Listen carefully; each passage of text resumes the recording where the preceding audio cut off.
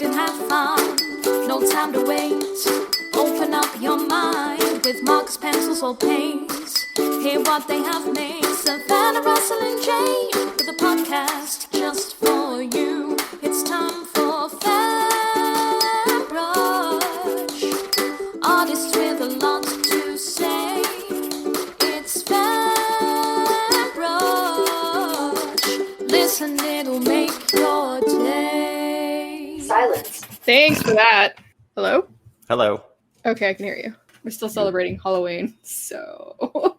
I wore my shark onesie to work and it got dirty, so I was just Aww. like, and plus it got really hot, like moving around and doing all my work stuff and junk, and so it was just kind of like, you know what? We're just gonna set you aside. We went to the record store. They're having a sale.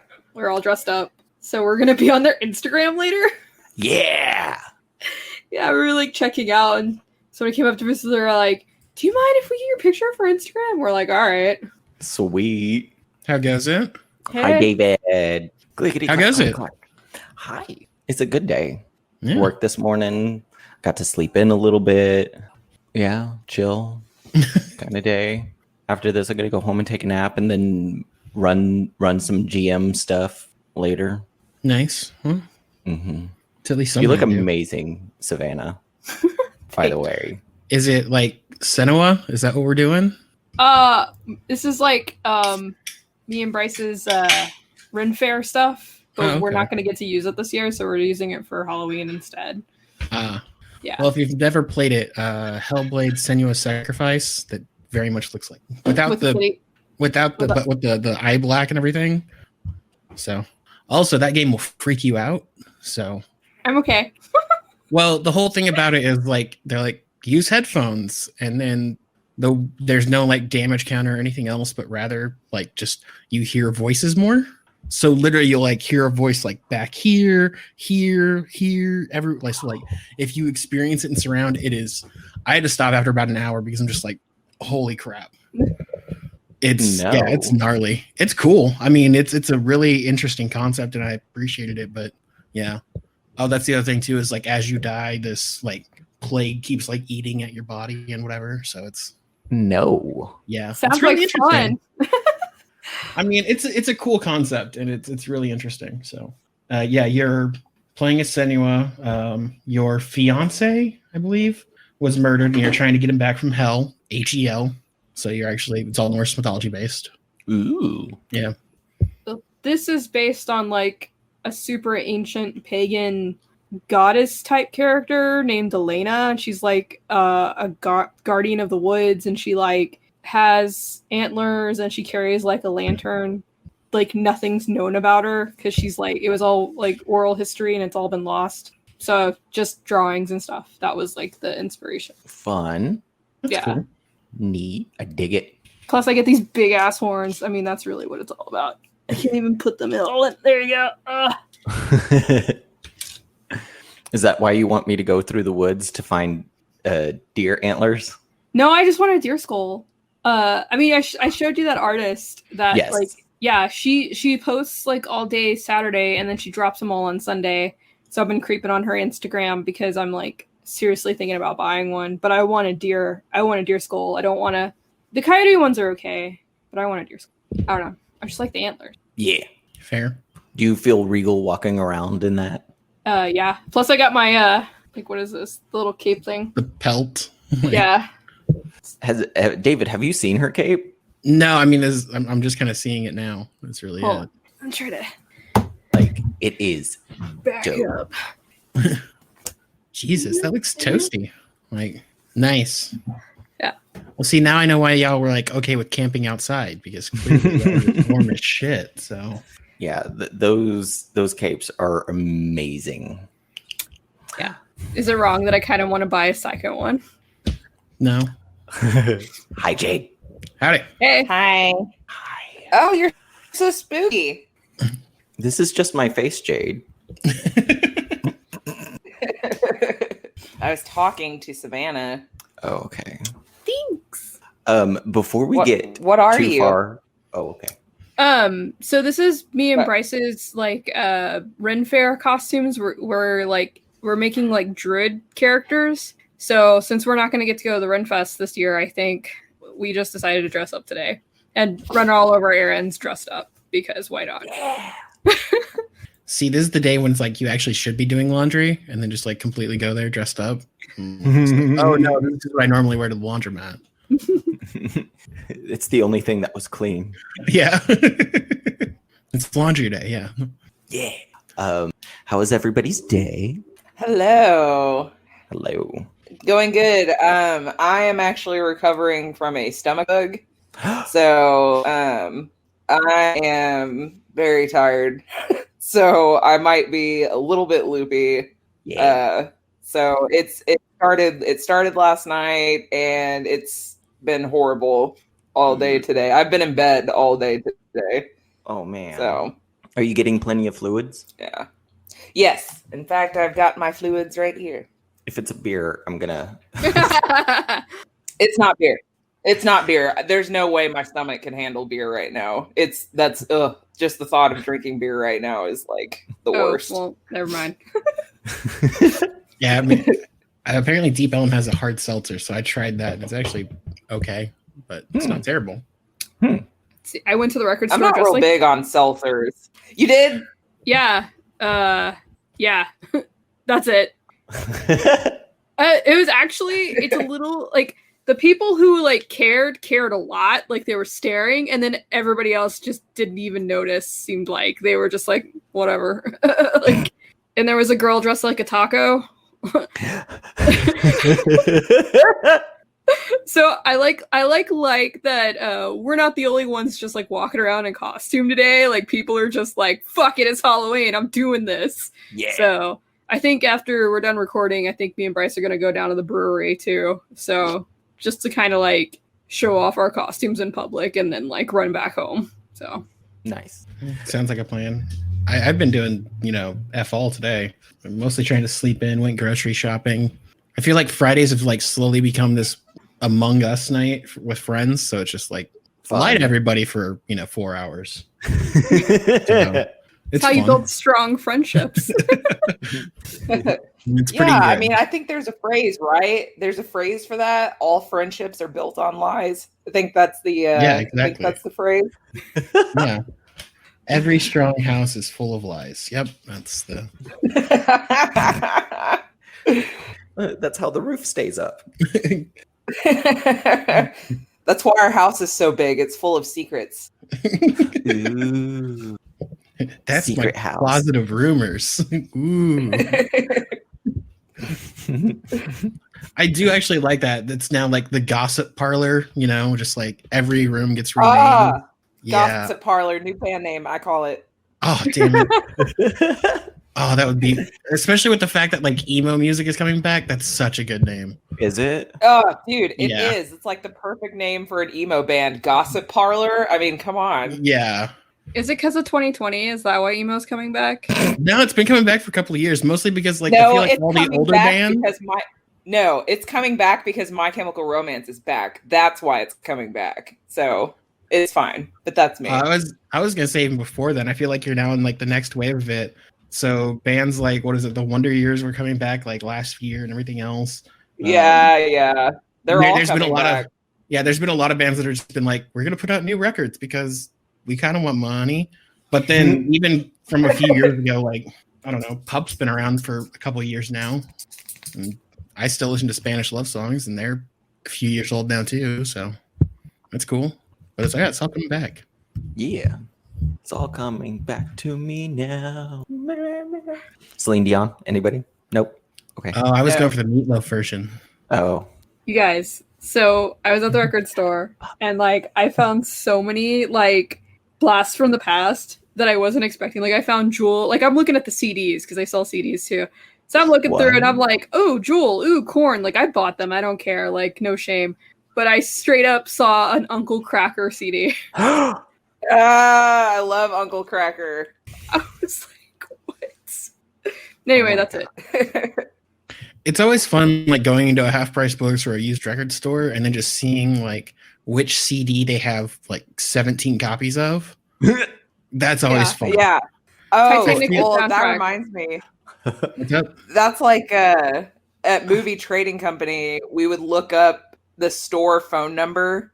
Like if we couldn't remember what it is and we were like in a bind, we would look up this other store's phone number by searching the Matrix, because every movie trading company in the entire country had at least one copy of the Matrix.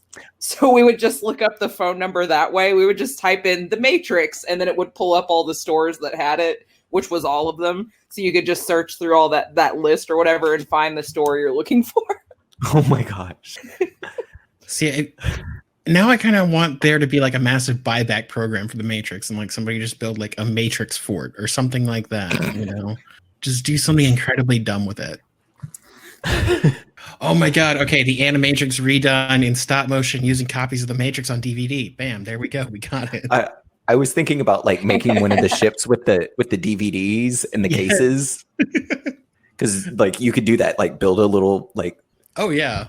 fleet of all of them and stuff and just be like, yeah, here we go. Bloop. Build your own working mech suit out of it. Pew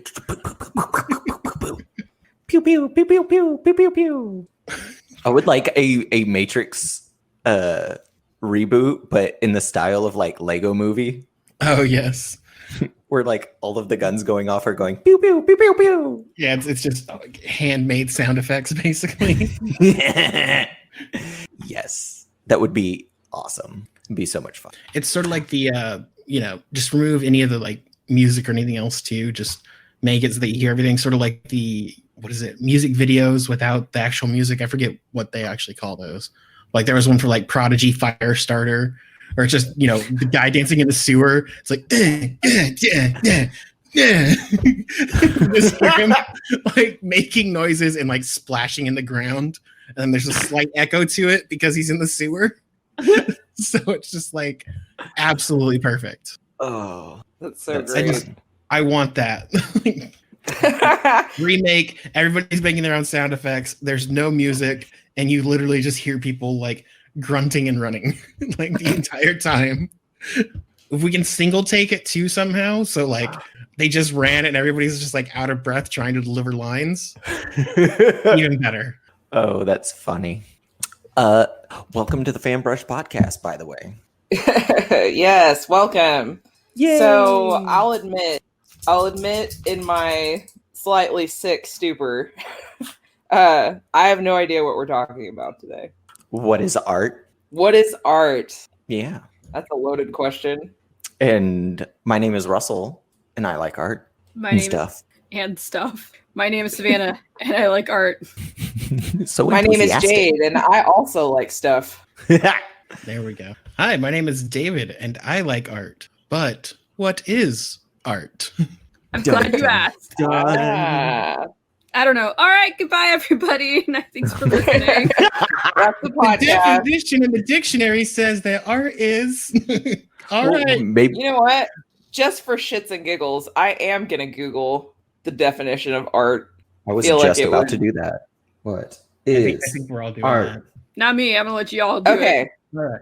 all right. Are Which y'all Which ready one are for you this? looking at? I'm curious. Which one are you looking at? Which dictionary? It Google. just says dictionary.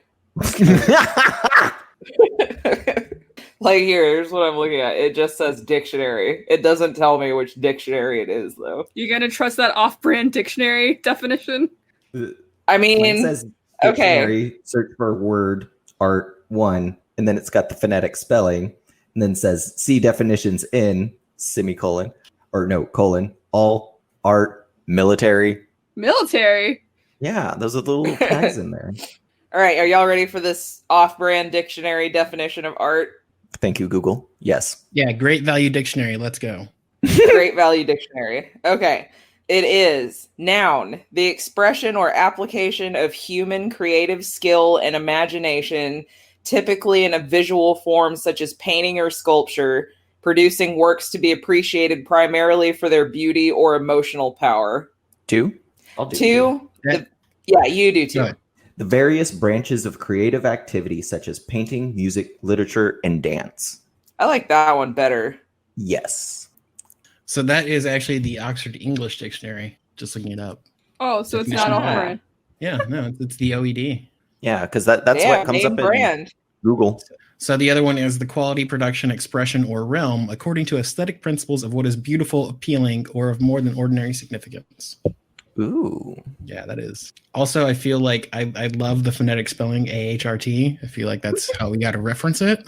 I know it's like a heart. Art. It's dramatic. Art. Yeah. It's not art unless you pronounce it art. Yeah, you got to seduce the art. Is that why photographers say make love to the camera? Well, yeah, they already did, but they need you to do it too. It's communal power. We need consent from all parties. That's the waiver you actually sign. That's what it says. You are engaged to art now. I'm not dating another artist. They're already in a relationship. Thank you, Velvet Buzzsaw. Right. So, has anybody seen a piece of art ever and said that's not art? I think we already know my answer on that one. Oh, hello, Dada. We meet again. Dada, you bitch. It always comes back to Dada.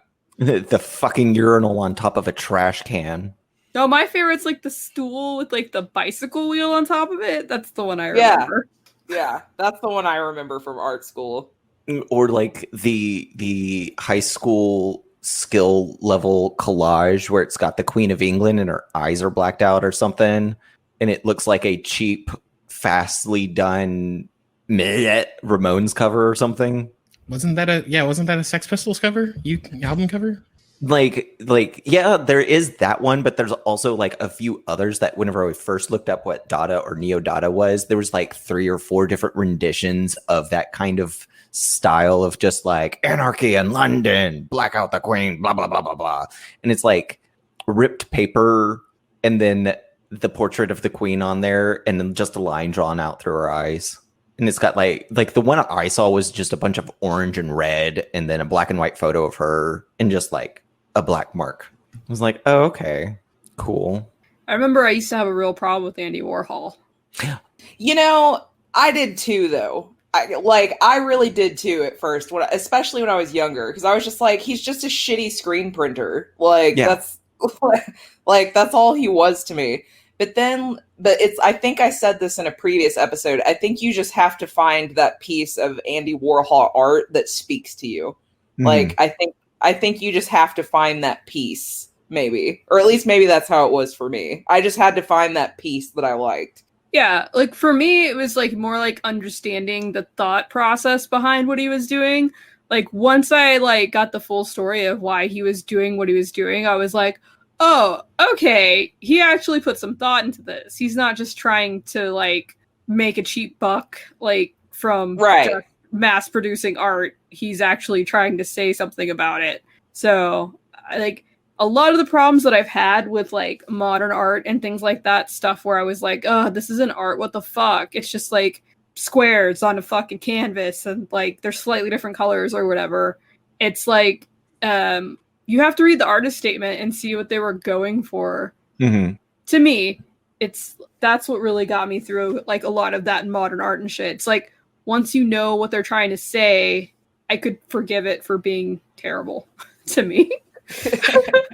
I mean, it goes into that whole movement too of like how much of it is, I guess, the artist, just saying, all right, here's what I wanted to do, but I mean, I also know that I have to make this because it's almost a requirement. It puts food on the table, whatever else.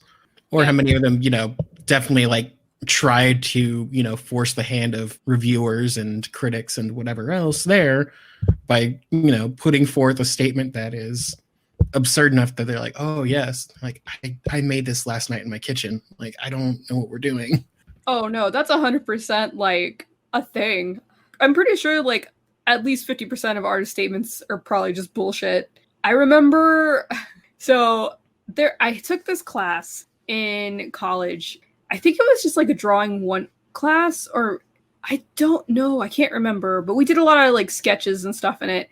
I don't think it was anything too advanced, but I remember we had like a final assignment that was due, and the teacher was running late. Like we all had our art like set up on the easels or whatever, waiting for him to get there so we could like go over everybody's stuff. And I remember there was like this one guy and he was like, oh, I didn't do the assignment. And like his friend was like, well, just like, make something up or whatever.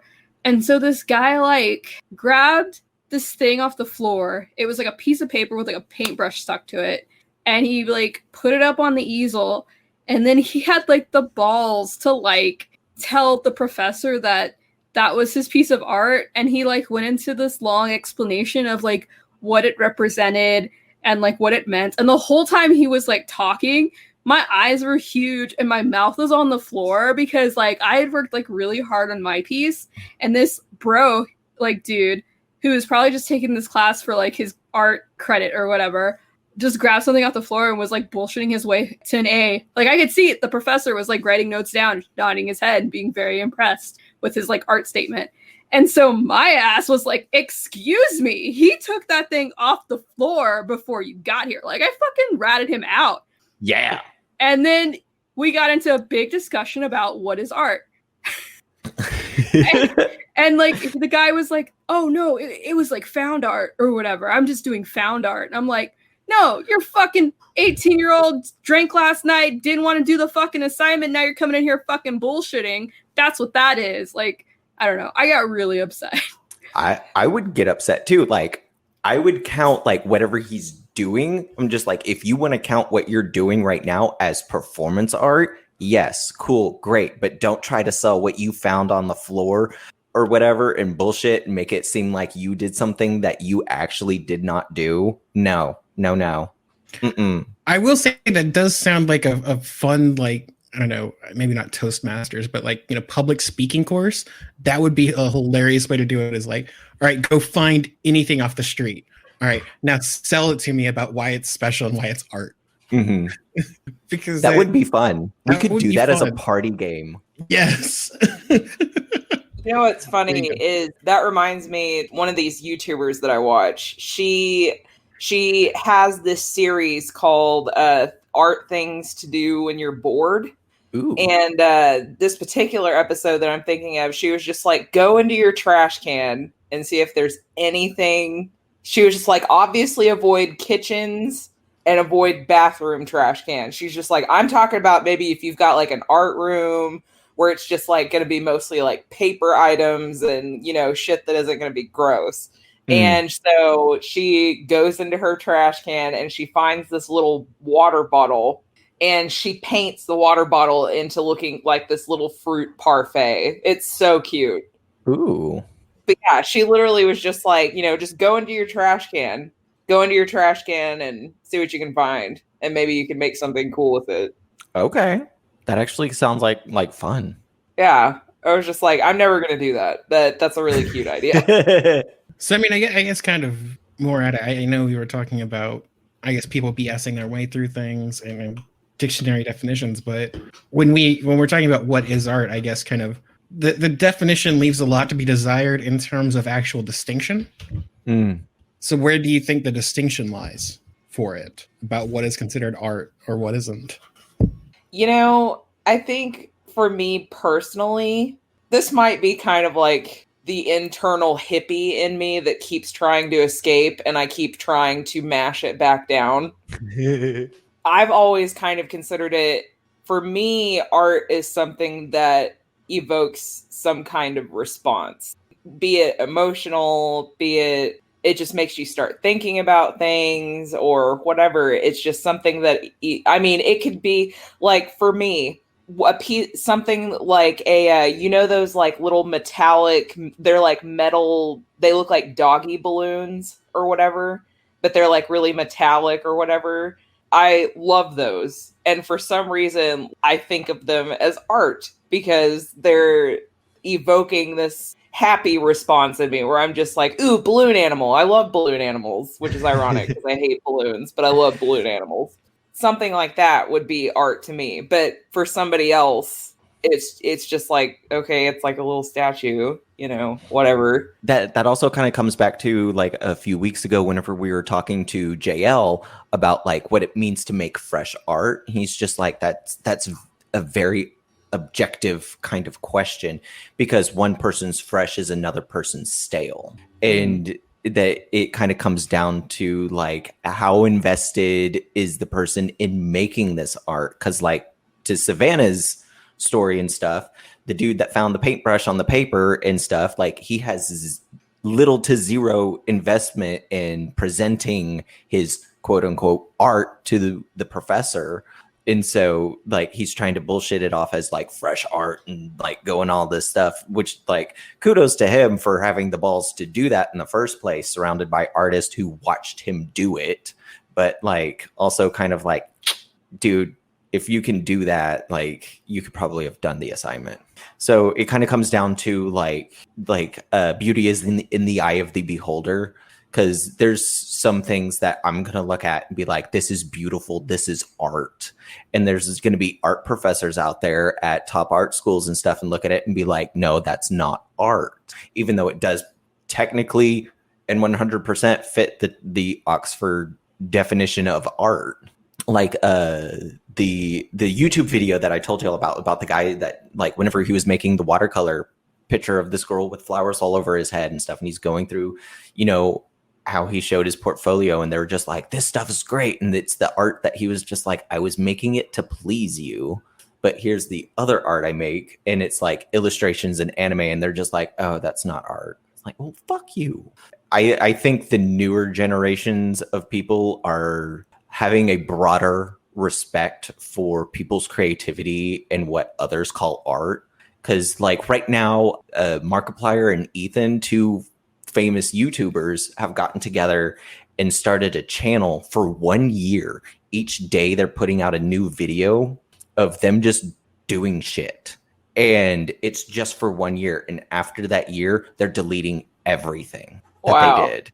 Yeah. And like, I kind of stumbled upon it earlier this week and stuff, and it's in the last month that they're doing it.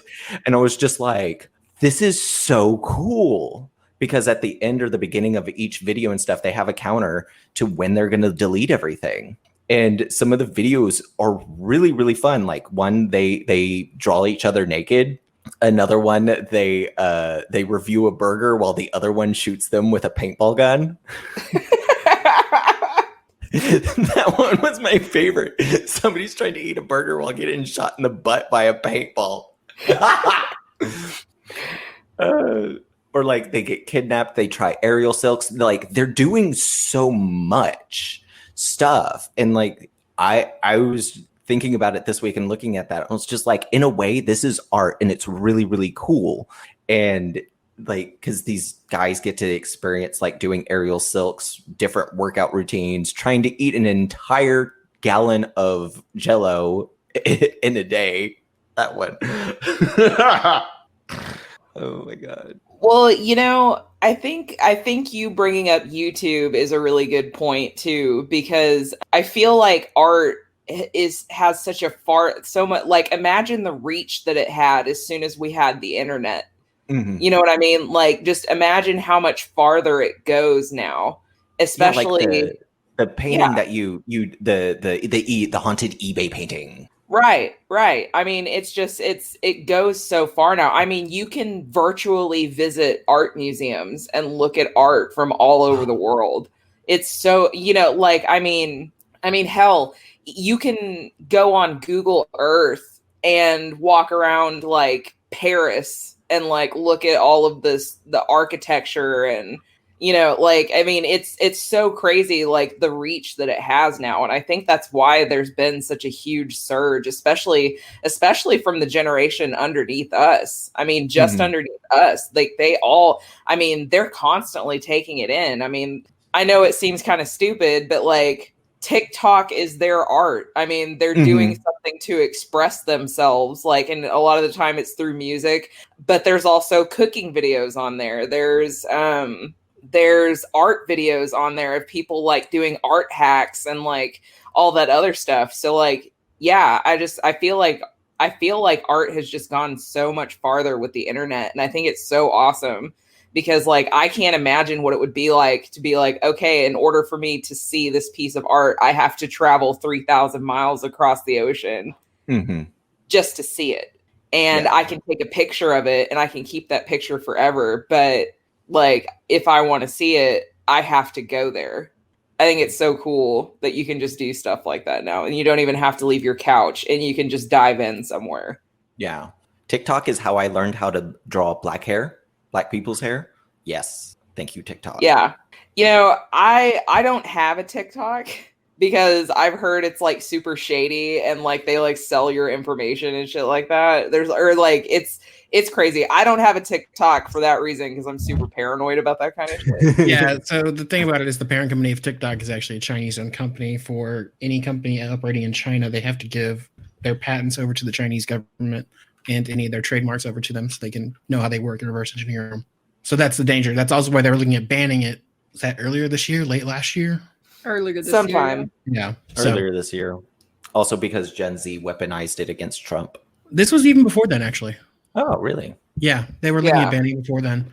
But no, that was that was the whole K-pop thing where they forced people to sign up for a rally that he was holding and signed up with 200,000 names and I think 2,500 to 15, I forget the exact number, but it's significantly less than what was actually signed up. So Huh. Oh, well. So to the comment earlier, Jay, Which you had one? made, so you were discussing, you can experience art kind of from anywhere.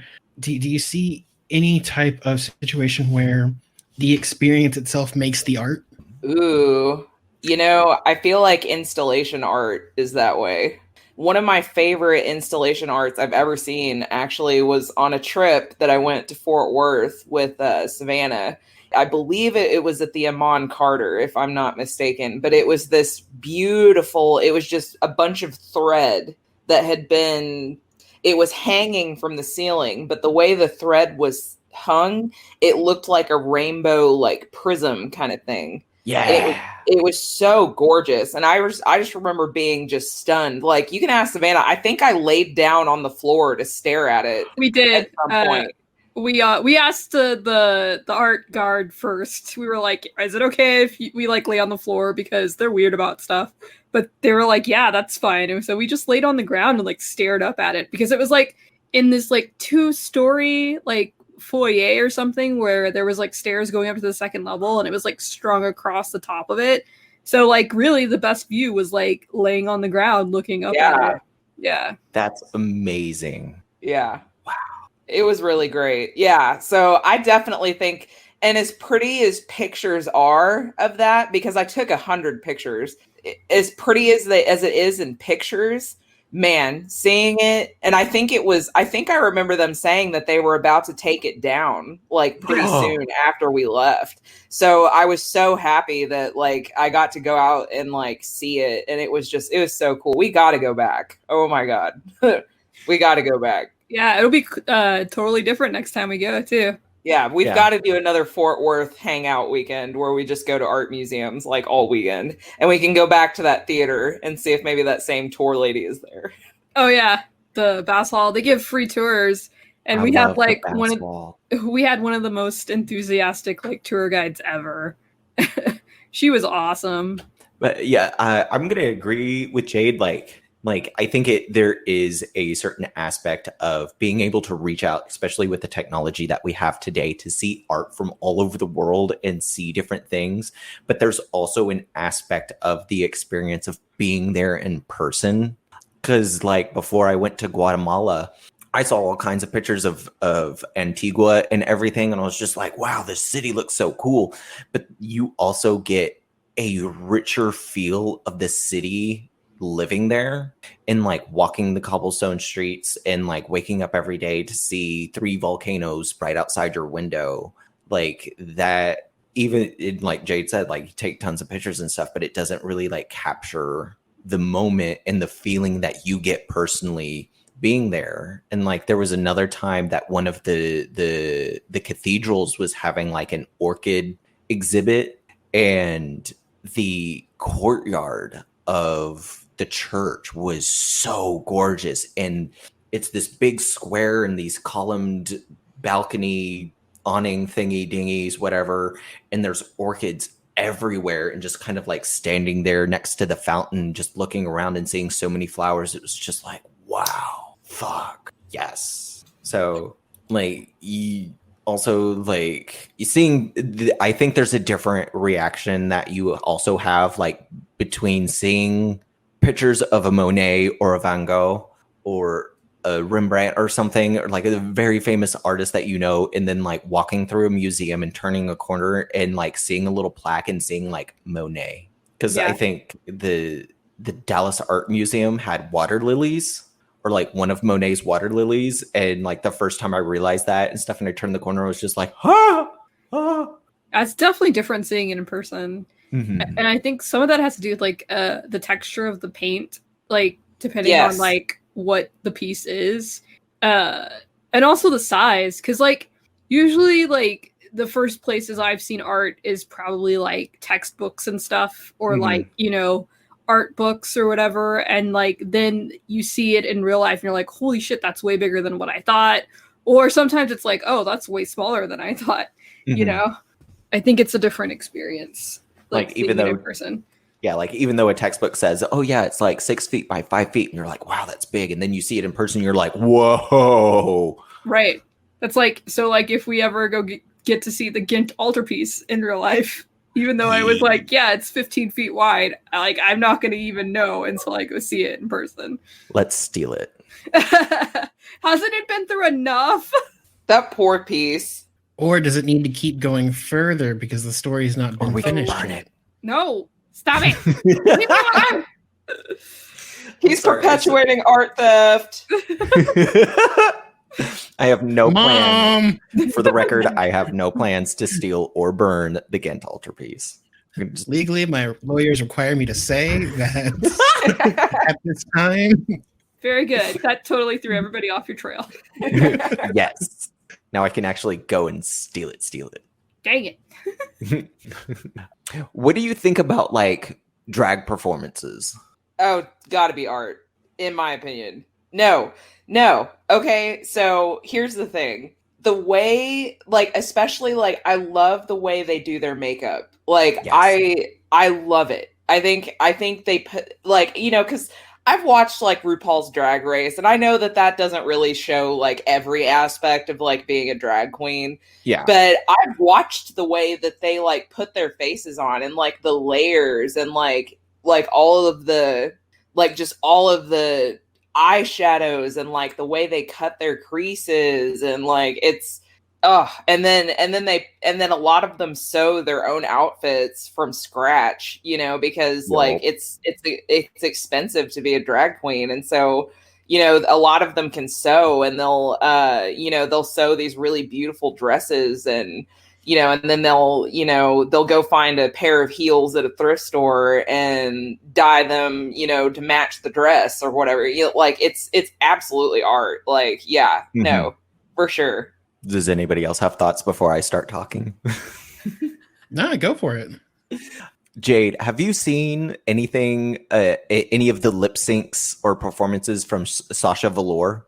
If I have, I can't remember right now. It's been a while since I've watched that. So I'll give you like one hint. So emotional with the wig and the rose petals. Okay, like it's like the season finale of season 9, and it's Sasha Velour versus Shea Coulee, and they're singing to So Emotional. And at one point, whenever like the song gets to the I get so emotional, Sasha Velour takes her wig off and starts shaking it, and rose petals come out and shower her. Oh, and wow. stuff. And it's like, what? And after seeing that, like at one point I was just like, what are her other lip syncs like? And she's got these amazing like out there outfits and everything, and she puts on a drag show once a month called Nightgowns, where she's got all of these other drag queens and drag kings and like non-binary drag performers doing these weird and unusual and emotional lip syncs. Because at one point she also does Praying by Kesha, and she's got like this black spiked outfit on that looks like a cocoon, and at one point she does a reveal with it, and it's just like, wow, that's so fucking cool. And like, yeah, like watching like some of the lip syncs from RuPaul's Drag Race, you see this variety of people doing different performances and lip syncs and stuff, and sometimes you're just kind of like, really, girl? Like, that's how you're gonna do this song? Okay, fine. Like, the other girl's like killing it, and you gotta step up your game. But that also kind of gets into the realm of like art competition. which I don't like. Yeah, art as competition is strange, isn't it? Yeah. Because I keep like every now and then, whenever I watch too many reality shows, especially if they're competitions, I'm just like, what could I do that's a competition? And I'm like, there's nothing out there really that I would be comfortable with. I mean, they do doing. have writing competitions. Like, you can submit short stories, and win a prize or whatever. Yeah, like I could do that. And I actually have been thinking about entering a few of those. You should do it. I should do You it. should. Yes. So for something like an art competition, I mean, I guess where does that end between something that is given awards versus something that's a competition? So thinking about, composition, you have some. I just helped somebody with their site, and they catalog a bunch of sci-fi books and authors and things like that. So every year they announce, the Hugo Award winners, Nebula winners, all that good stuff. Yeah. So where do you think the competition falls between, the differentiation falls between something that is a competition for writing and something that is an award for writing? That is a huge loaded question, and fuck you for asking it. Love you, mean it, but still. So fuck. is the Hugo, is that one so like with the Academy Awards, it's like they've got the Academy and it's all like your peers or whatever. Isn't that the way the Hugo works too? Yes, there is a large group of like editors, publishers, writers, and people of the writing community and everything. And so like with the Hugo, it's mainly about like sci-fi and fantasy works. There's like novels, novel series, first like the debut authors, short stories, novellas, and all of that jazz. And there's a lot of like weird political bullshit in that, because it is kind of like the Academy and stuff, and like people present their nominees and everything. And so you've got like these 6 different books and stuff. It's kind of a very prestigious award and everything. Granted, who gets it though, or who gets nominated, there's this kind of like gets into the Chuck Tingle realm of why he got nominated for a book. And I'll just kind of like go into that a little bit. There was an essay a few years ago that came out that it was Race Fail.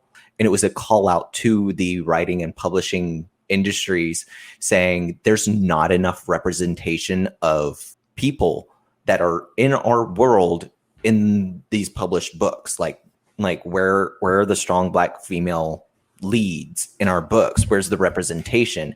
And there was sadly a large group of people that were just like, no, we want white male writers to be the forefront.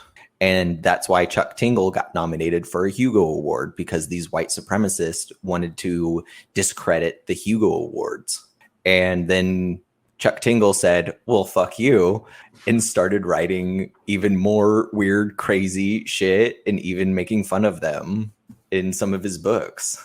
Because of that, because of him like being nominated for a Hugo Award and a lot of people like looking into that, a lot of people have realized like the seedy underbelly of the publishing world and how racist it actually is. I want to go back and read the Race Fail essay, but man, like that kind of gets off the topic of the competition and everything, because like there's a lot of stuff at work that wants to discredit what I thought were legitimate. Like, okay, cool. How is your book? Like, are you pushing new boundaries? Blah, blah, blah.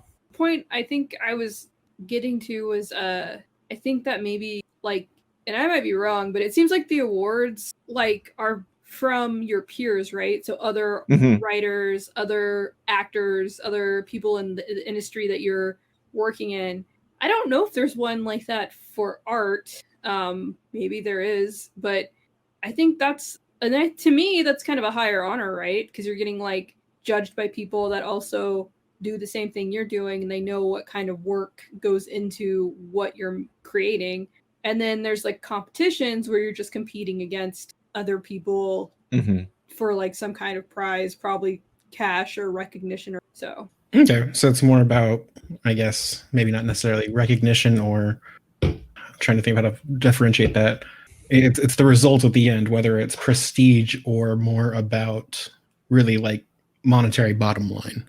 Well, I will say that, like, Closer. for an artist, I think that it's important to have awards depending on what you're doing, especially if you're trying to make a career in art. So, like, if you're a photographer and you're trying to get, like, just say you're like a wedding photographer, just as something that's basic that you know everybody can relate to, and you're going to get hired for, you've got more of a chance. I mean, of course, people are going to look at your pictures and your portfolio and all that, but you might have more of a chance of booking a client if you can, like, market yourself as an winning photographer, you know what I mean? So it's also that type of a thing. It makes you more marketable when you can put that on your business card or your website. No, absolutely. And I know, I mean, to a point that was made earlier about YouTube and just the internet in general, as we've seen, I know every year, just in our area, Dallas Observer puts out their awards for best X in an industry or whatever. So, you know, they'll do best local band, best tattoo artist, best tattoo shop, best, you know, art gallery, best local artist, things like that. And obviously, I mean, next time you're thinking, hey, I want to do X or Y, you're like, oh, I recognize that name because they were nominated or they won. So no, I can see your point there. It makes sense. I mean, if I'm thinking about this from the tech side, obviously, you know, if somebody puts me in, you know, artist or something to that effect, and I can push my SEO up to where it's like, hey, check me out, you know, #1 award-winning artist in the Dallas area or whatever else, you know, obviously people are like, well, that looks like I could probably click it. All right, let's check it out. You know? So, I mean, it is interesting to kind of see how even just thinking about it in that aspect. I know I've talked with artists before about kind of, you know, how Instagram has changed their, you know, the ideas of like tattooing. So going back to that, because that's one of the things that I'm more aware of. But yeah, it's a way to share, and it's a way to get their name out there. And I feel like that's now the implicit agreement when you get a tattoo is, all right, get the picture taken for Instagram so they can post it on their stories and everywhere else, because that is now, they no longer necessarily need a flash book. They no longer need a book at the front that you can go and flip through. If you're going into that shop, either you're like me and are completely unaware and you're just like, let's check it out.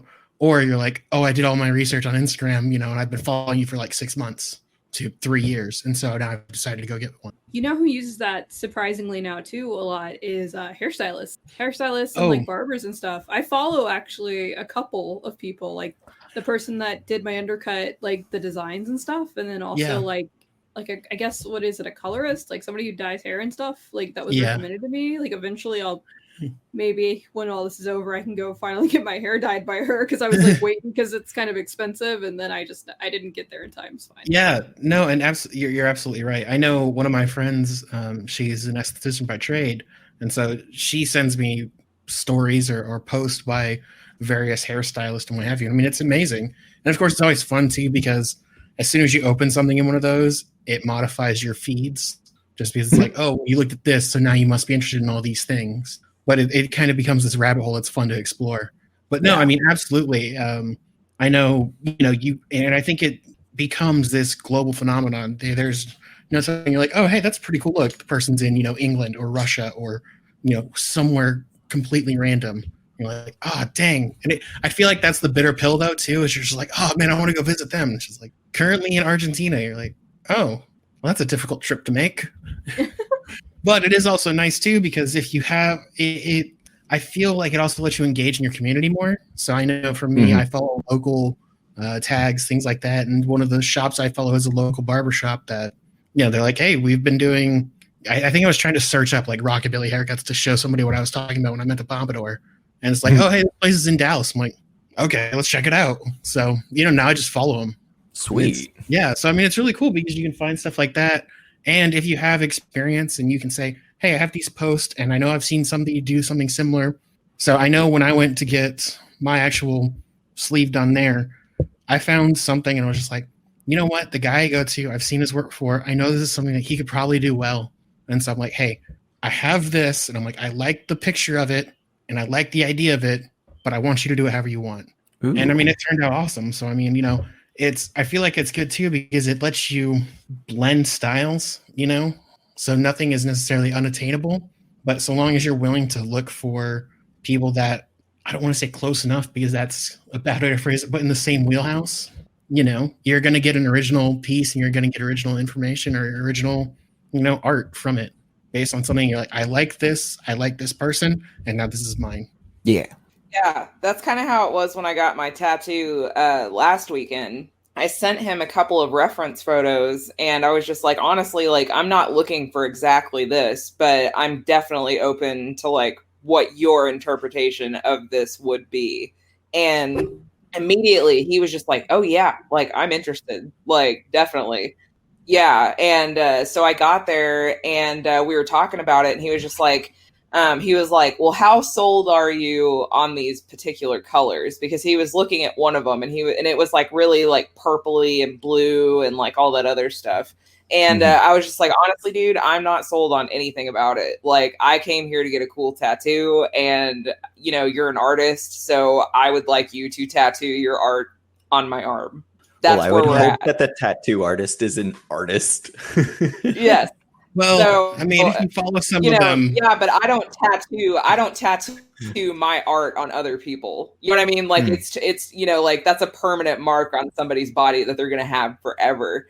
And I ended up getting a really cool tattoo out of it. Like, he added a bunch of colors that I would have never thought to add. Like, he added some reds, he added yellow in there, but then he also added this like seafoam green and like this pink and like all this, and it's just, I fucking love it. It's a great tattoo, and it was a great experience. But I think that's my favorite art medium, like, not a medium that I will never be able to get through, because I'm not patient enough to go through the training and like all the time and all the cred you've got to build up first. But I have total respect for it, because that's got to be like the craziest thing ever, that you're an artist, but you're putting it on somebody's body forever. Like, that's going to be on them forever. So I will say, I learned this from the last artist I went to. There is no legal accreditation for a tattoo artist in Texas. As long as the shop is accredited and you do a tattoo in the shop, it is legal.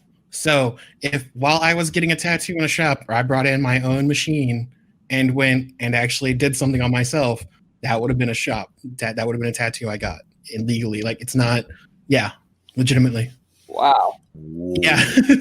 So that was just a fun tidbit. So That's I mean, not scary. obviously, if you want an actual chair or anything, it's going to be a lot more. I mean, my first tattoo was done at a kitchen table, so I can't say much. But no, I mean, I think that's it too. I know the similar, with my last tattoo, it was, hey, I have this idea. I kind of want this. Here's some similar stuff I have. Do what you want with it. And so it's fun to kind of see what, especially if you like their style already, it's fun to let them just do what they want with it. Yeah. So. Yeah, and I already knew I liked his style because he's done most of my roommate's tattoos. Like, and she's covered in them. He's done most of her tattoos, and she came home with this really gorgeous Medusa tattoo on her leg. Ooh. And I saw that, and once he got it colored in and everything like that, I was just like, I gotta hit this guy up. Like, I gotta hit this guy up now. I've been wanting a tattoo again for a little while, so it was good. But yeah, I love it. It was a great tattoo. So what else is art?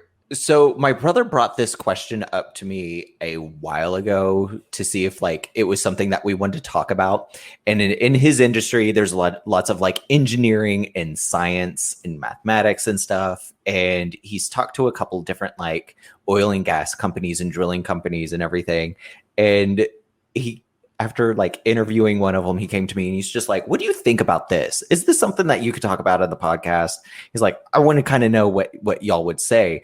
And it's the phrase, it's not a science, it's an art. Oh, well, I mean, I'm going to say absolutely, because I feel like there's, and maybe this is the way to go about it, but there's a science to the actual underlying stuff, but there's an art to making it work. Mm-hmm. And so sometimes it's just as simple as, oh, the company I'm working for, they want all of this done. And, it's just like, you have to MacGyver the situation. So you're like, oh yeah, well, I'm using, the science to figure it out.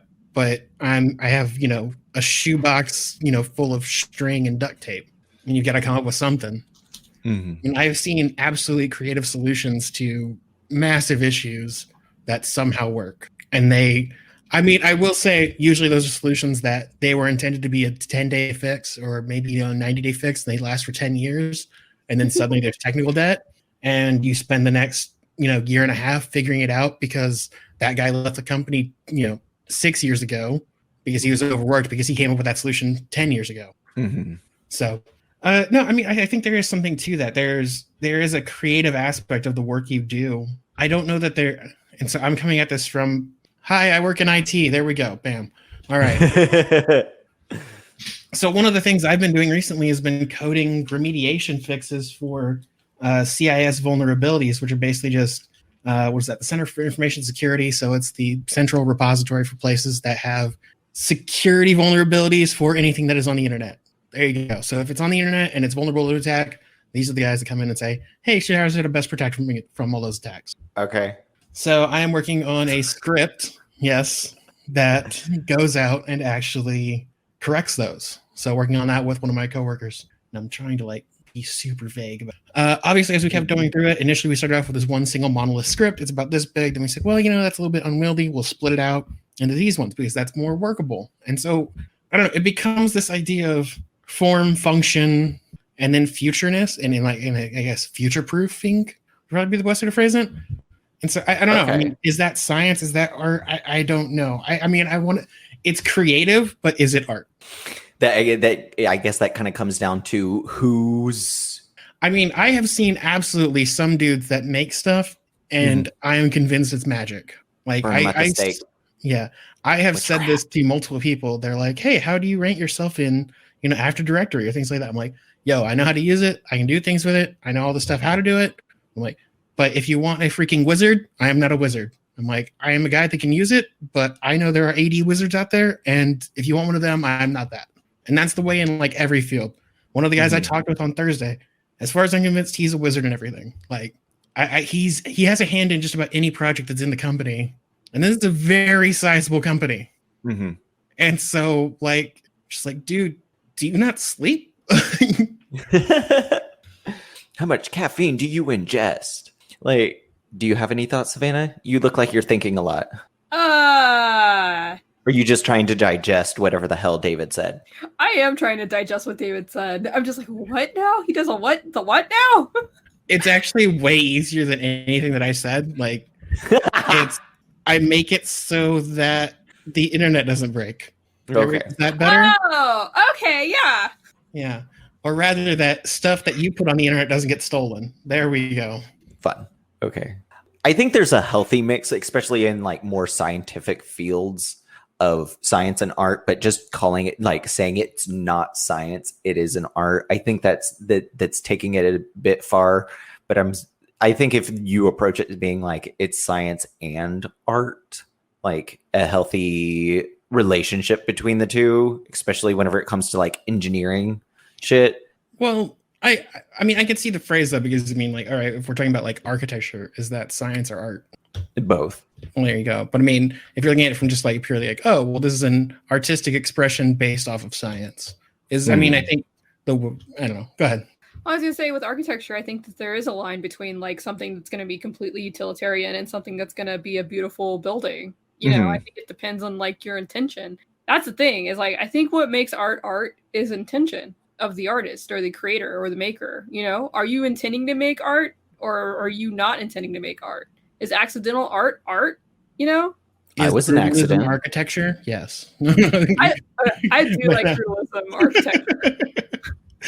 I mean, I don't know. Those are the questions I think about because I'm just you're right though. Some of those designs that were meant to be utilitarian are actually quite beautiful in their simplicity. And it's so let's go ahead and count it as art and made you think it's beautiful. It's just I guess the short answer is anything can be art if you say it's art. Yeah, the guy that put sunglasses down in the corner of a put sunglasses down in the corner of a museum with a little card, and people started taking pictures of it and oohing and ahhing and shit. This is amazing. That's trash. Thank you, Velvet Buzzsaw. You guys seriously go watch that movie. It'll teach you everything you need to know about art. Yeah. And kind of the world around it and stuff. The lady that died at the end, where she would not look at the art of graffiti behind her until it turned into a gallery. Yep. I mean, that's the thing too, is I think it depends on so do you feel you have to have an art education to appreciate some art? No. No. I'm not saying a formal art education. I'm just saying a base level art education. Because like, don't you feel like some people will walk by things and just not even like notice them or like think about the work that's gone into it or whatever? Like, I think that happens a lot. I would like for schools to have more arts and creative programs going in there and kind of explore that, because there's so much about history that art has been influenced by or does influence. And you know, like the Altarpiece of Ghent has such a rich history, or Picasso's Guernica. I think that you can appreciate art like no matter your education level or anything like that. Like Jade said earlier, if it invokes an emotion and stuff, you know, you've made art whether you intended to or not. And if you're intending to in the first place, like, more power to you. I had a thought. It just left my mind. Oh my gosh, I was going somewhere with this. Oh, fuck. So the point of art history being taught in schools. Oh yeah, the education. Like, you Yes. need a certain level of education. I think the more you educate yourself on art even if it is in a professional setting or you just have friends that are artists, I think that helps with appreciating it more, because the more you understand of what goes into making a piece, you can be like, wow, look at that skill. Would you have any I agree. suggestions for people to check out on that, or places to start for it? I would just say be aware of the world around you, because there's art everywhere. Like, Mhm. and there's so much like public art and stuff like that. And just like not taking it for granted and just like looking around, hey, that building's different. And being curious too. Like, if you see a building and you're like, wow, that's really crazy the way that it's got these edges and these lines and stuff. I wonder what that is.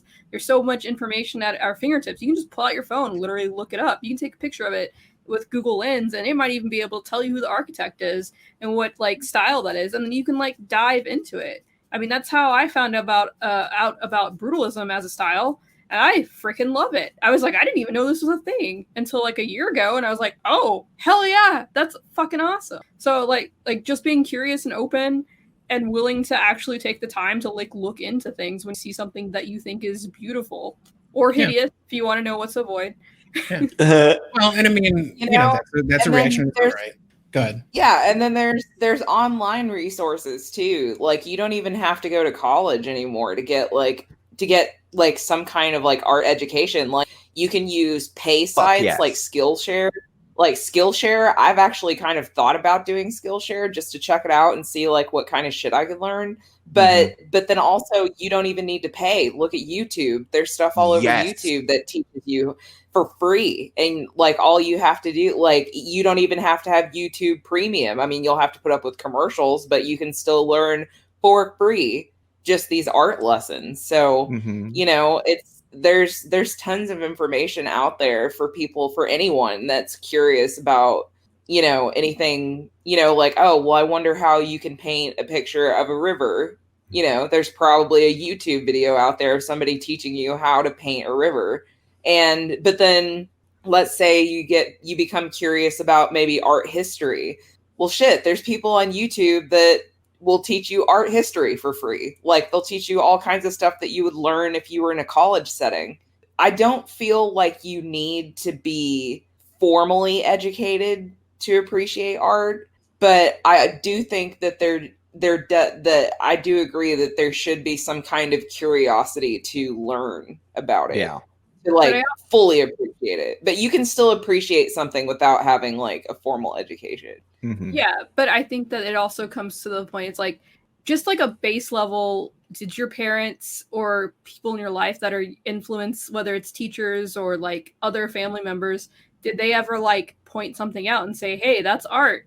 You know, do you like it? How do you feel about it? Like, not just like, I'm not talking about like a textbook education. I'm more talking about like somebody who's like helped pique somebody's curiosity.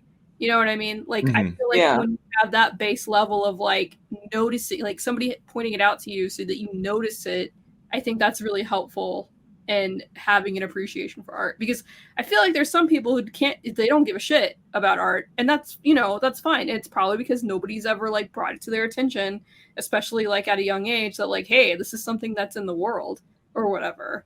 Either that or they don't know that they are appreciating art like earlier this year whenever the quarantine started and stuff, and it was just like, hey, all of you people that are reading books and watching Netflix and watching all these shows and stuff, you better think an artist, because that's what you're living off of right now. That's your entertainment, is all of the products that artists have made. That's very true. That's very true. Yeah. Yeah, I mean, look at anything, music industry, movie industry, hell, just the art industry. I mean, it's everywhere. It's absolutely everywhere. And like, I think that people can appreciate art like that, especially if it's like in, like the video game industry. There are departments of people who spend hours for years, like hours a day, 12-hour days, putting together, like rendering all of those like 3D graphics and like environments, and they start with storyboards and like sketches and like all that, like entire art departments. And I feel like you can still appreciate stuff like that without necessarily like realizing that you're appreciating the art itself too. Yeah. So interesting side note from that, I guess, or jumping off point from that. So I mean, notoriously the video game industry is like, at least the fans are super divided on what is, it's just a game, it's not art, versus it's games as art versus games as games, I guess, which is the thing they're trying to say, even though okay. But I mean, I guess where does the distinction lie for obviously there's a lot going on in the video game industry these days. We'll go with that. That's a nice way to phrase it. What games? I mean, is there a distinction between the games that are art or artful versus the games that are product, or just in general, art as product versus art as something else? Well, let's just say there's good art and there's bad art. So yes. So I consider it all art. Now, is all of it good art? No. But like the thing is, like I feel like since you're creating something basically out of nothing, you have to consider that art. There's so much like design and thought and like world building that goes into it. Every piece of it, from the story to the character design to the environments to like the weapon design, which, hello Borderlands, I'm looking at you. Okay. Like, so take one step back from there. What about what about like any of the FIFA, Madden, anything like that? I was thinking about that too. Bad art. Bad art. It's bad art. It's bad art. Yeah. No, but I totally agree. I'm going to counterpoint that just a little bit, because back in the day, whenever video games were like still very basic and stuff, like the original like Madden game was a turning point for sports video games and stuff. Like if y'all have the chance, go and check out High Score, or I think that's what it is a documentary on Netflix about video games and about the video game industry and the different video games and people that like revolutionized the entire field. Like they go into Doom, they go into Madden, they go into like NES, and like all of these different points that like revolutionized everything. And I think at this point now with certain sports games, I would say it's like bad art. But at one point in time, like it did have its moment to like change up how things were done. No, like that's what I was gonna say. Is like I remember when the Madden was good, but it's not good anymore. They're just what is it? What is that word? It's derivative. It's just like they're just like making it cheaper. Yeah, cookie cut. Just like shittier versions just to sell them because they know people will buy them because they come out every year. Actually, I heard something about them like totally fucking up those games because you have to pay for different players now. Is that true? Okay, Ew. so the way you do it is it's called Madden Ultimate Team, and I think FIFA has something similar. But in order to like there's a separate mode now that's their online mode. And so in order to get better players, you either have to grind, your life away in order to achieve it, or you pay for it to get like better rated players. I was going to mention, so to Russell's point earlier about kind of the I guess innovations in the gaming industry. I think one of my favorite things about that is that most of the things that we take advantage of or take for granted in video games now were basically mistakes.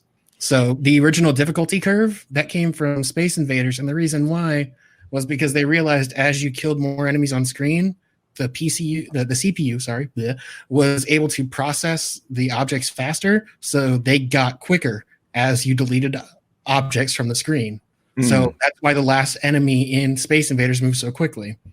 Similarly, Street Fighter was the first one. They found out, oh, well, by canceling a combo, you can actually, or what is it? You could hit multiple people times in a row, things like that. So they actually, like the combo was a glitch. Yeah. A speed glitch, because they were just like, oh, fuck. And by the time they figured it out, it was just like, fuck it. But now if you play a video game that doesn't have combos, you would be like, what in the world is this game? Mhm. Like literally trying to play the original Street Fighter is just terrible. Not Street Fighter 2, but actual OG Street Fighter. It is awful. It is bad. No like. But no, I mean, I think that's one of the things. But no, I mean, I was just curious to kind of where your thoughts lied on it. So is it, I mean, bad art, and I would say bad business, but of course, I'm sure investors would disagree. But that's the problem too, is anytime you start trying to turn a profit on art, and I'm not talking like, hey, I'm an artist, I'm going to sell my art. I'm talking about, I've got this thing, it's a beautiful thing, I'm going to squeeze as much money out of it as I possibly can. Disney World. Like, I was about to do the Disney. No, it's true. They had a beautiful Hollywood thing. Yeah, you got a beautiful thing, and you're like, oh wow, I'm making money off of this. How can I make the most money out of it? You start squeezing it. You start squeezing so hard, you're basically like twisting it and like corrupting it into like something that's not even like meant to be, and it loses that beauty. And so it's like, I feel like that's the same way it's becoming with some of these video games, especially the ones that are like, what is it? They have like the DLC and all the add-ons and like what do you call that? The in-game purchases and stuff like that. So DLC, microtransactions, loot boxes. Yep. Either any of the above. So typically DLC refers to just downloadable content in general. Microtransactions would be something to where you have to purchase in-game currency. Actually, even that's kind of different. So microtransactions would be you spend $5 to get a gun, or you spend $5 to get 5 fake dollars in the video game so that you can then buy whatever. There's loot boxes where basically you spend real money to get treasure, quote unquote, which are gambling boxes. So you have a percentage chance of getting something. And yes, that has come under the law of gambling in certain countries, but they're fighting it. But no, it's milking the cow very much. Pause. Right. I think Harley needs out of the room. She's just being dramatic, but I'll let her out. Sorry. Drama dog. She'll be wanting back in about 10 seconds. Pretty Fuck much, that but dog. I won't Yeah. be able to see her. I just keep seeing her in the corner, just like, Was she distracting you? yes. And then also kind of like that whole mindset of like what's happening with the video game industry and like what's also happening like with Disney and Hollywood and the music industry is like a lot of people are wanting original new works to come out. Like we want new music, we want all this other stuff. And I think that's something great about like the quarantine is that people are looking at all this stuff that's been rehashed and like turned ugly because of the way that businesses have treated it, like whatever the art form is. And people are just like, all right, cool. Let's look to something else. Let's look to indie games. Let's look to indie movies or what people are putting out on YouTube or TikTok for their entertainment now. And That's what makes like this time so exciting too. It's like you can pretty much for a little bit of money, like a small investment, you can make your own stuff. You can make your own movies, you can publish your own books, you can publish your own music. Like you can like get your art out there on Instagram and like different places on, even YouTube for artists is a great like thing. So I just think it's so exciting. Like right now it's like you don't need the big corporations to get your stuff out there. Nope. The publishing company for the longest time, there was the big 5 or big 6 publishing companies where it's like if you want to be published and not go to a vanity press and have to like buy your own book, like if you wanted to be self-published, you're like shooting yourself in your own foot basically, and like you had to do all of this other crap just to sell. And since the internet and self-publishing has become so much easier, and now there's awards and stuff for self-published books, and there's all of these other startup publishing companies that have come up out of nowhere because they don't have to have the resources that a giant company has to make a book. You can just, hey, this warehouse makes books out here and stuff, and for you say $100 a year and stuff, we can just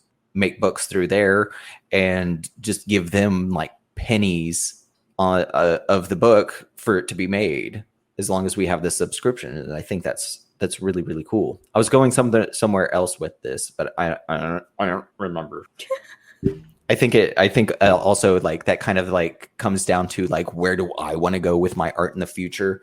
And I know that like I should be posting a lot more of my art, and possibly like there was a few artists that were just like, yeah, or writers really, that were like, yeah, YouTube's a great platform to have as a writer. I was like, oh, cool. So I'm curious, how do you think, I mean, I feel like we've touched on it here and there, but how do you think, I guess we've talked on the touchstone of it on art, but how do you think social media and all of these places affect the artist? That's fuck you for these loaded questions, you bitch. Ugh. And I wish y'all could hear him laughing. Like, he keeps putting his mic on mute every time we do something. I can see him laughing and chuckling. You little shit. I'm just trying to keep a conversation going. I mean, if you want to hear my opinion, I mean, I can go first if you want. I've got. So social media, I'm going to say the positives, because I think there is some positive stuff. Oh, yes. Like, I really enjoy the fact that, like, I've got a community of artists there at, like, my fingertips, and I can discover artists that I like. I can discover artists that are in my town that I had no idea.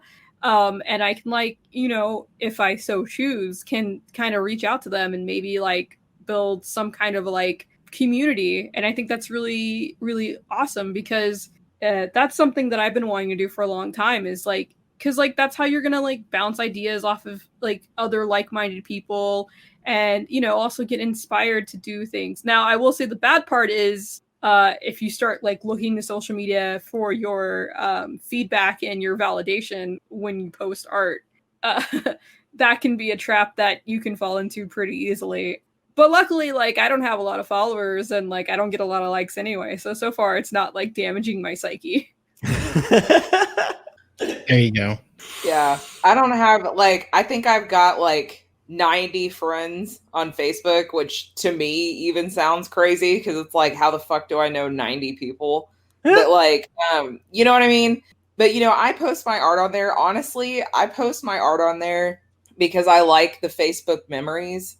Like, so, like, I'll paint something and then I'll post it to my Facebook, and then a year later it'll pop up on my memories, and I'm just like, oh yeah, I remember when I painted that. Like, I have a habit of attaching, like, memories. Like, I remember, with the exception of childhood stuff, anything that I painted from, like, college up, I, like, remember everything I've painted. Like, I remember painting it. One of my favorite paintings I've ever done, I actually did for school. And it's that one that says I see stars on it or whatever. It's that, like, collage painting that I did. Mm-hmm. I remember speed painting that painting the night before it was due, because I had put it off for 2 weeks because, you know, I was 18 and I wanted to party with my friends. So, you know, like, I just, you know, I blew it off until the night. Very brave of you. Yes, I sat up until about midnight. I started at like 4 that afternoon, and I painted until like midnight. Oh, wow. And I was like hunched over in the kitchen of my parents' house, just like furiously painting with like headphones in, like listening to music, and like just trying to furiously paint this painting. And I finished it, and it was done, and I did it. And now I just kind of keep it as a reminder of, like, you know, don't ever do this again. Like, if you have, like, like, don't ever stay up until midnight to finish a painting again. Like, this was a terrible idea. Like, so I keep it as a reminder for me to, like, take my time and, like, not rush myself. And that's why I tell people, I'm like, if you commission art for me, I don't know when I'm going to get it to you. You don't have to pay me until it's done, but I don't know when I'm going to get it to you. So. For me, I think I want to call social media a double-edged sword, but it's got so much more facets to it besides just like the positive and negative, because there's also like a kind of neutral side to it. Like Jade said, like it's a kind of a record-keeping thing for you. Like you can find a community, you can get yourself out there. People can see you, your art. It kind of comes down to how, like, do you have a thick skin? Do you not have a thick skin? Because there's a lot of advice around like writing and everything where it's just like, don't read the reviews. And there's other writers that are just like, read the reviews so that way you can get a viewpoint that you don't have in your life about what you're writing. And so it kind of comes down to the person and how they use it, because it is a tool. And every tool can be used as a weapon, whether you like, it just kind of comes down to intent. Like, are you using social media just so you can become famous? Just so that way you like Savannah said, you know, using it as validation and like your source of serotonin. Like you put out a picture at the wrong time on Instagram and Facebook, like, and then you wake up the next day and like, why do I only have 3 likes and 1 heart react? No comments. I'm horrible. And like your whole world falls apart. Or, you know, you use it as a way to just like throw your stuff out there and just be like, I've released it into the wild that is the internet and social media. Whatever happens from here, like one artist said that, you know, she would put up her comments and then in 30 minutes she'd come back and read the comments, react to the comments. And that was her window to do that. And after she did that, she wouldn't go back to the comments or see how many likes that it got. And that was like a mental health barrier for her to not obsess over those kinds of things. So yeah, it just kind of comes down to the tools. We all have the same tools. It's just how are you using them and what is your intent for them? Like, are you using your tools to build a house? Are you using your tools to destroy your house and destroy the houses of your neighbors? Because if you want to be a part of a community, you have to be willing to help out your neighbor, like, and build them up. Because whenever you have those moments where you're down in the shits and you want to be built up too, if all you've been doing is taking a flamethrower to your neighbor's house, do you really expect them to come over and help you whenever your kitchen's on fire? Your neighborhood sounds dangerous and scary. I just like fire a lot, you know? I like burning shit. I blame my brothers. They once had a bonfire of their stuffed animals in their bedroom whenever we were kids. I know, like, more kids stories about us being little tyrants. Your poor mom. Your poor mom. Every time I'm just like, your poor mom. Yeah. Or like one time with the first day that David came home, mom laid him on the bed, and whenever Matthew met him, he grabbed David and goes, "What is this thing?" and lifts up David off the bed and throws him on the ground. Yeah. Everybody's so stunned, and I'm just like, that's funny, because we're all grown-ups now. We're all okay. Everybody was okay. Nobody got hurt. Too bad. Until they got into the rat poison, but everybody was fine then too. We're all okay. We're great. We're wonderful.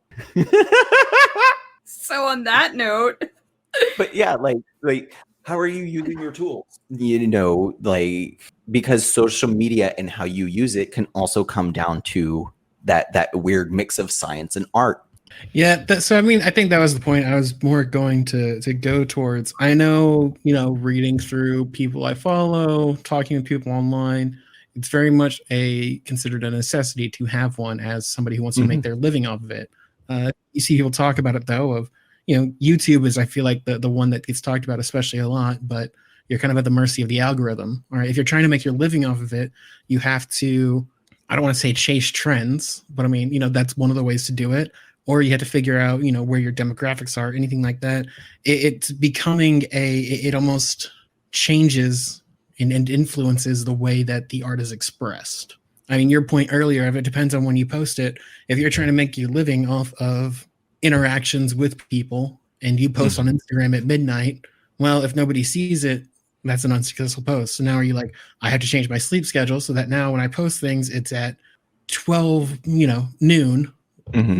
Eastern, so that most people are either, going to lunch or whatever and are having their phones out and will see it as soon as they get to the top of the feed, rather than trying to find it through the Explorer or whatever else. I know that's one of the other things about like Instagram's constant redesigns is you no longer see your history, but instead you'll see an Explorer page of related posts there at the end if you keep scrolling long enough. And that people are like, well, if I posted later and you didn't see it, now you're just not going to see it. I know that's the constant thing. I will say from personal experience talking with, therapists, it's there is also this side effect of having all of this in our face all the time where you can't help but compare to what other people are doing. And so there's the aspect of you're surrounded by, oh man, all these people are doing all these things. And here I am doing whatever I'm currently doing that isn't that. I'm unsuccessful or I'm not doing well. And so there's that mental health barrier to it as well, like you were saying. But yeah, I mean, I think it's just obviously there's a lot of good that can come from it. I feel like we've talked about that too. But I mean, there is a massive downside to it where if you go into it blind and I feel like it's something that you may not even realize is happening at times, but it's something that, it can affect you. Yeah. That kind of comes down to like art therapy. I mean, I feel like at times it's almost like, art therapy and or like art aversion, strangely enough, because you're like, hang on, I've not created anything. Maybe I need to just, seal myself off from looking at things because now I'm constantly, I mean, I get like that still sometimes where it's like, you look at me doing something and being successful and you're just like, oh, I screwed up so much. I can't do anything. Even though objectively, if you go and, step back and don't let yourself spiral, you'll look and say, oh, you know what? I've done actually quite a lot. But, it's easy to get lost in the moment. It's easy to get lost in the spiral. So, yeah, which could lead to artist burnout. Blech. My mouth hates me. But no, today. I mean, I think it's just interesting. I mean, it's a fantastic tool, but I mean, if you don't know how to swing a hammer, you can hit your hand. So, yeah. Did we actually just determine what is art other than definition? I think we've determined that art is everywhere. I think that's definitely what we've determined. And that's good. I mean, going back to the points of take a look around your local city, keep an eye out. If something catches your eye and you enjoy it, say if it catches your eye, you enjoy it and it doesn't hurt other people. That's the last caveat I'm going to add there. Yeah. Okay. If it doesn't hurt other people and they're not consenting, there we go. Bam. I mean, there are people that do the suspension and things like that. So I can classify that. But yeah, I mean, don't be good to each other. That kind of comes down to like Jade said, like, art is everywhere. And like you said, like, take a look around. And that just made me think like there's so many people in life that don't realize how surrounded by art they are. And like just changing their mental perspective of what is around them to see that kind of art. And I think if more people just took a second to just take a deep breath and look around wherever they are at that moment to see the art that is around them, I think that would be a great moment to have. I think it would improve life a lot more. And I think that's one of those things too about, even small towns. If you're like, well, I'm in the middle of, BFE. And quite frankly, let's go to it. America has, I think, the most churches per capita of any nation in the world. Yeah, I believe that. If you go into just about any church, I mean, usually there's a stained glass or something there. I know growing up, there was always something, or even just the architecture of it. I mean, it's there. The architecture of a small town is interesting. Form, function, design. Yeah, or some copy paste painting of Jesus holding a child on his knee. Yeah, that's always there. I always thought those were boring. It's just like Jesus loves the children. And it was just like, I've seen this painting like 50 different styles 100 and bajillion times already. Yeah, they really need, Jesus driving the money changers out of the temple in more churches. Yes, whipping them.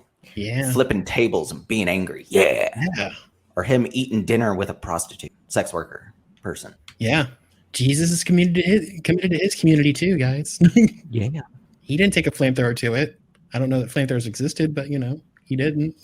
No, he didn't. The Pharisees did. I have thoughts on that. We could get into like religious art if we wanted to, because we've been talking about art and stuff and everything. And like, is there a downside to everything being art? Is there like a dark underbelly of art? Oh, I mean, from the stories we've heard over the past like couple weeks, like I feel like there definitely is a downside. Like children crawling out of the painting to play in your daughter's room because you're a bad parent and put the spookiest fucking painting in your daughter's room. Sorry. I should parent shame people for putting spooky art in their kids' room. Maybe don't do it though. I mean, Laura needs friends too. Like, because there's like the art propaganda of Nazi Germany and World War II. There's the art propaganda in today's world. I was actually going to bring that up because if y'all weren't aware, somebody actually painted a giant swastika on top of one of Dallas's garages. Oh my God. So that you could see it from Reunion Tower. And going to the point of art is anything that causes a reaction. Russell's gasping right now. Oh, is that art? I guess it's political art. It technically is art, but does that make it good art or bad art? I don't know. I'd have to see it. Shit heel art, you know. Look. Oh, it's a well-proportioned swastika, but they can still eat just, as many dicks as they want. Right. Yeah. Well, no, because like some gay people eat dicks and they enjoy that, so they could eat horse manure. How about that? There we go. Well, I mean, I don't know that eating it is the thing. I mean, I get what you're going for, but well, all right, cool. We'll give them a beer bong full of liquid horse manure and just be there like, here you go. Yeah, we could call it art. Oh man, see, there you go. That's art in the 21st century. Yeah, and there was like tons of stories and art and cartoons, like especially after the Civil War, that the South used to continue the narrative that Black folk were lesser or than the whites. And that's kind of like where the Southern Belle thing comes from. Is the South, the genteel society was just like, oh, we have to protect our genteel ladies from the savage black man. And that's the narrative that they tried to sell to continue their racist bullshit. So going to that, how does that compare today to where you have news channels that also run opinion pieces, which are ostensibly entertainment driven? Like, that comes to stale, bad art. I was going to say, I have to say that from the perspective of journalism, I don't believe in using journalism as entertainment. Like, it just pisses me off because like I actually was thinking about becoming a journalist. I took journalism in high school and like I was like really into like learning about it and learning how to report stories and things like that. And one of the things they talk about is like, one of the first things they talk about is ethics. Like how you have a responsibility as a journalist to like present and tell the truth to the best of your ability. And like, that means like not giving out like false information that you know to be false, not, making sure that you're vetting your sources and protecting your sources. And, and also making sure that like what you say isn't libel, isn't like just something that you're just saying to like basically slander somebody, but like, Fox News.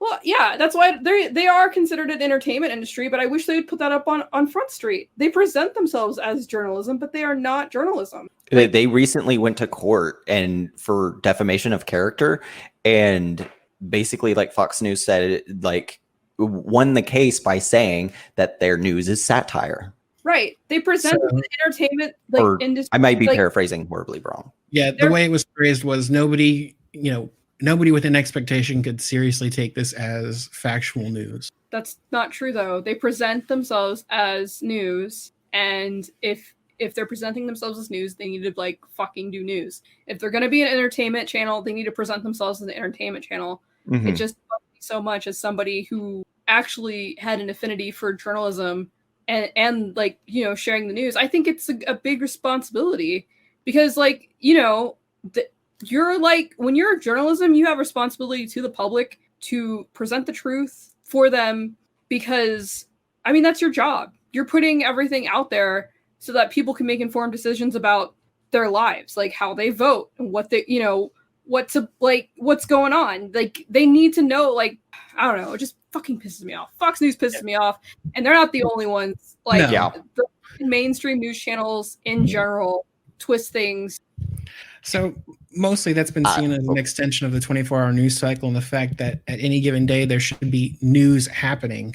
There is no such thing as a slow news day.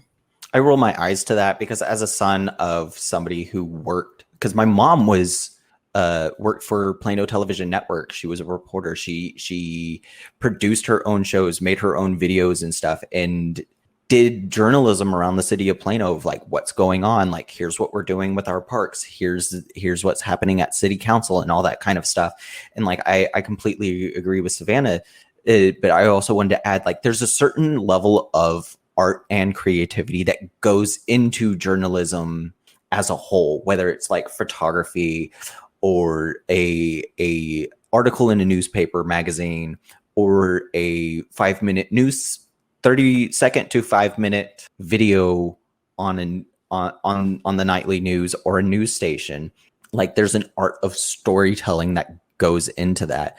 Like the picture of the guys at the Vietnam War, like putting the American flag up, or some of the pictures that came from out of 9/11, and like you see these beautiful pictures that like capture an intense moment, and great wonderful articles that, because whenever it comes to journalism, you have like one, journalism as it is, and then you have like educational and then creativity, like all wrapped in one, which makes it a very complex thing.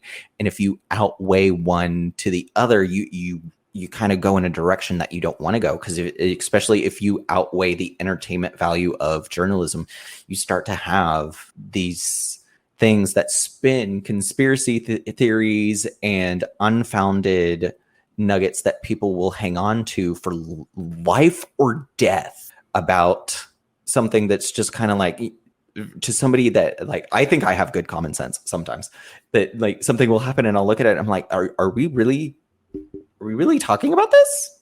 Do y'all remember when the hurricane was about to hit Texas and the news reported that there might be a gas shortage? And then Yes. everybody started like running to the gas stations, like buying up all the gas. And then there was a gas shortage, but actually there wasn't a gas shortage. It just like, No. It was stored. Like, it was just like they couldn't keep up with the demand for people like rushing the gas stations because they had heard on the news that there was going to be a gas shortage. They manufactured a gas shortage by like running a news story that was more entertainment than actual fact. Yeah. So on that same front, the toilet paper shortage at the start of quarantine in the US. Same thing. Yeah, it was exactly the same thing. It was, hey, there might be a shortage because supply chains are disrupted. It wasn't even that there wasn't product, it was that supply chains were disrupted. That was the big thing. Because you would often see inside of like Scott's or wherever, they're like, we've got pallets full. Like, it's not that we don't have it. It's just, Everybody truck wanted. drivers are, off the road. People are off the road. Everyone's kind of having to figure out what they're doing with each of their employees who are running warehouses. That also kind of goes into the vein of people doing that Amazon resale bullshit where you buy a product that you think will sell well, and then like when there's a demand for it, you add like $5 to it, or you double the price and you make a great profit and you can live off that. Because there was that dude that had this storage unit full of like cleaning supplies.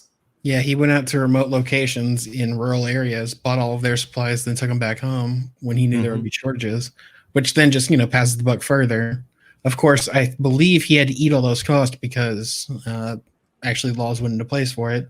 But I mean, that's ticket scalping, just on, an even worse scale, obviously. But I just think it's really dangerous since you're able to use art to evoke such strong emotions. I think it's really dangerous when you start using it for selfish or like evil intentions, because it's so easy to influence people in that way where you're going to get an emotional reaction. yeah, Like- I believe. Go ahead. I was just gonna say, I was like using art and creativity for evil intentions, like a church which should be celebrating creativity because, you know, your artists are probably the closest thing you're going to get to God because we're creators. What? Yeah, I said it. What? But them using those creative people to make these mock haunted houses of people going to hell because they didn't have Jesus in their heart. And like Susie was texting and driving. Billy had gay sex. They're all going to hell. I was gonna say the first one I'm kind of on board with. Yeah. Texting and driving. So, that's gonna cause an accident. The other Mhm. one, who's it hurting? Well, it depends on if there's consent. Well, see, there you go. But see, I feel like that would be something else in general then. Mm-hmm. Yeah. Or Joe Schmo smoked a joint. He's going to hell. Didn't God create marijuana? Billy, see me after class. But like using scare tactics in art to like make people think a certain or go a certain way. Like, I wish there was more talk about ethics whenever it comes to art. Do you want another loaded question? Hit me, bitch. Who decides how art is used properly? You fuck nugget. I God. I'm Next just time I saying- see you, That is a very fascist statement. Legitimately. Go ahead. will what, tell you. calling you a fuck nugget. No. Controlling, what is, how art is used. What was tell the you- other question? Well, I'm saying, I believe my question was who decides, how art is used properly? Mm. Because the control of art would be a fascist doctrine or a portion of it. Yes. It's definitely not the government. They're not good at that. But like, No. I'll say it's probably just an ethical question. It's a personal, moral, and ethical question of like, are you going to use this for good? Or are you going to use it for evil? But I think people need to be aware of it. I think people need to be aware of how manipulative it can be if you're not on the lookout for it. Mm-hmm. And Yeah. then the other part of that too is just because it's legal doesn't mean it's ethical. Right. That's true. Yeah, because I think that kind of comes down to the community that you have, and the people that you're interacting with on a day-to-day basis with your art and with your life. If I wrote a book where all of my characters are white, blonde, and blue-eyed, and slightly tanned and gorgeous, I know for sure some people in my life that read that are going to be like, Russell, is there something you want to tell us?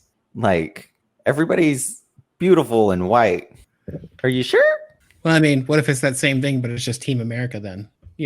Well, like, or I could write that story and like have like one of the main characters be like, this is wrong. Like, something's not right here. But there has to be a reason for them to think that in the first place. They'd have to see an anomaly or somebody else that's like out of the ordinary or whatever.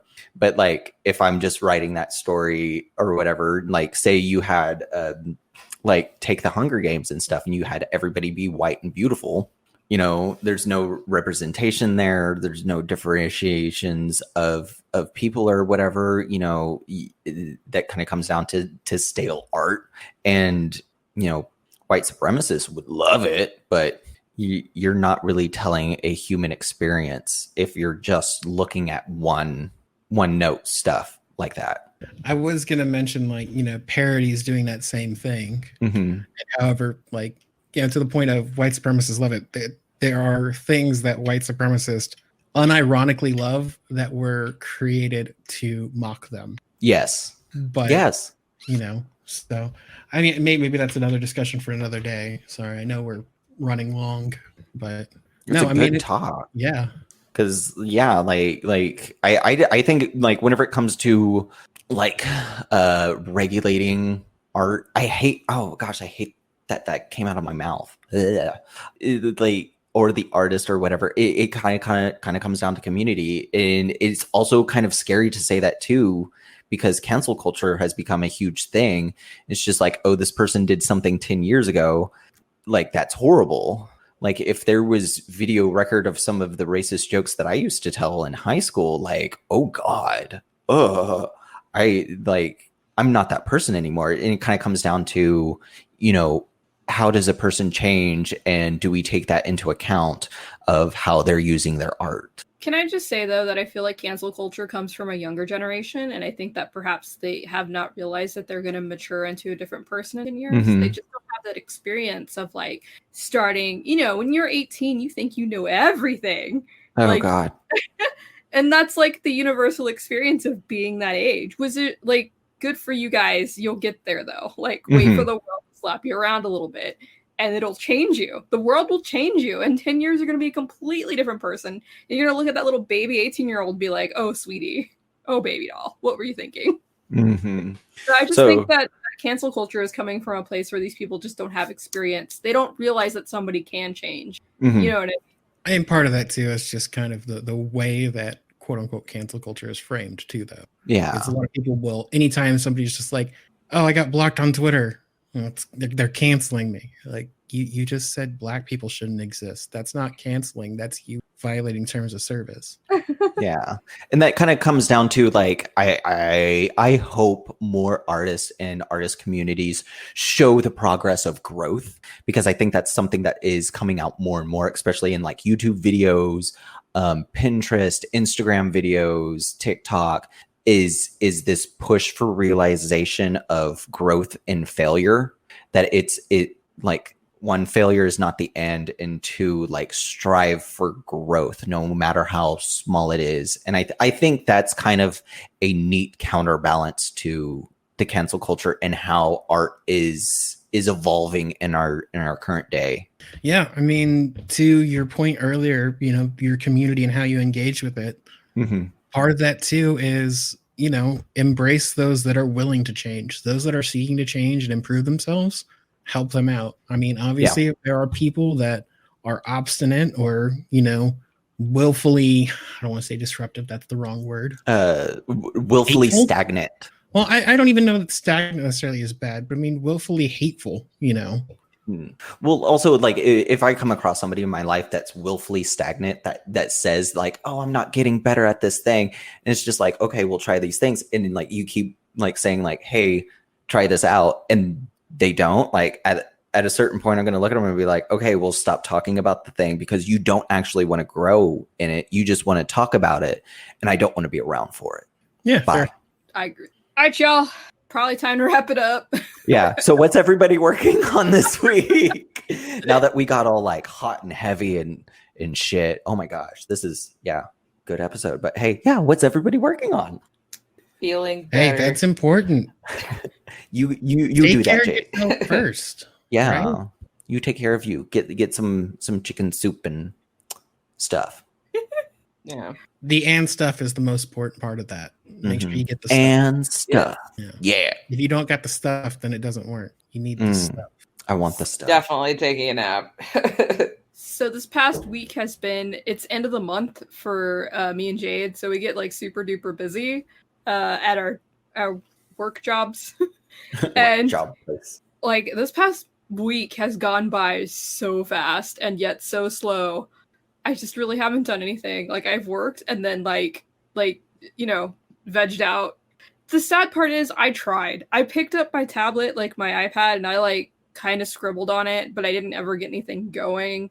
I did the same thing with like my sketchbook. I like did scribbles, but like I never got anything going. And I kind of like poked around at like half done like sketches that I'd done and just kind of like sighed and then closed my book, you know? So that was my week of just like being like, I just don't have the mental energy this week to do it. You know what I mean? Do you ever get like that where you're just like, I just don't have the extra bits of mental energy to pour onto this page right now. I just can't. Yeah. So that's been my week. And I feel like I've had a lot of weeks like that lately, which is bumming me out.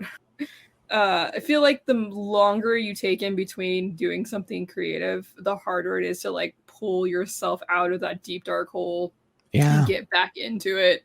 So I'm at that. I feel like I'm at the bottom of the lake and I need to push myself up from the bottom now, because like I feel like I'm in that like depressed state of like I haven't done anything and like I'm not going to do anything and I never do anything and I'm sad. Like that's where Yeah.